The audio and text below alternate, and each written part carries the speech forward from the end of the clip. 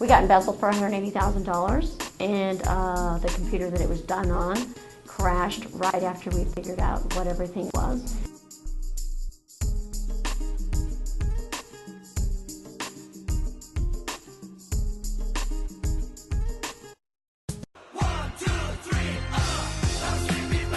It's another awesome season of Lion basketball on KGCS. Join us for a doubleheader featuring men and women Lions on Southern Sports Sunday starting at 7 p.m. The Missouri Southern Communications Department will provide courtside play-by-play as well as capture all the sports action. Southern Sports Sunday starts at 7 p.m. KGCS TV, Channel 22, broadcasting the Pride. We are called upon to honor 9/11 heroes and victims through service. How will you pay tribute to them? I will inspire others. We will take stars of hope to Minot, North Dakota. I will serve my country with pride. I will be thankful. I will be an inspiring teacher. Yo voy a llevar las estrellas de la esperanza a Minot, Dakota del Norte. Woo-hoo! I will inspire students to do their very best. I will. I will. I will. I will. I will. I will. I will. We'll pay it forward. Want to learn more about how to pay it forward? Call the Missouri Southern State University Resource Development Center at 417-659-5479 or visit our Facebook page, Joplin On Fire for Service. Community members are welcome to travel with us to Minot, North Dakota.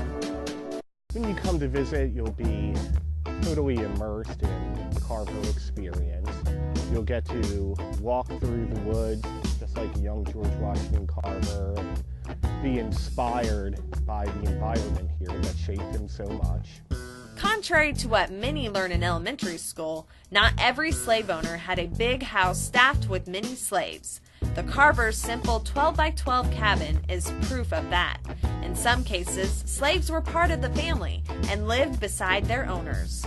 In addition to a family that offered young George love, the acreage around the cabin offered him a place to explore. Here, visitors can observe the same beauty that inspired this kid. Walking along paved trails among the trees, I can't help but wonder what life was like in post-Civil War America. For the newly freed slaves, it was a time of promise, but the reality of local politics and mores had yet caught up with the American belief that all are created equal. Well, we must start somewhere. Let's start with rain coming from the skies. The rain falls down to the ground. Some of it runs off to nearby waterways, and some of the water goes into the ground to groundwater storage areas called aquifers. The journey to the aquifer takes the water down the hillside, over the plants, and through the soil or rock interiors of the earth. This works to purify the water from the contamination received above ground. The underground water comes to the surface again through springs or when we drill wells and bring it to the surface. We know the water evaporates because we see evidence of that every day.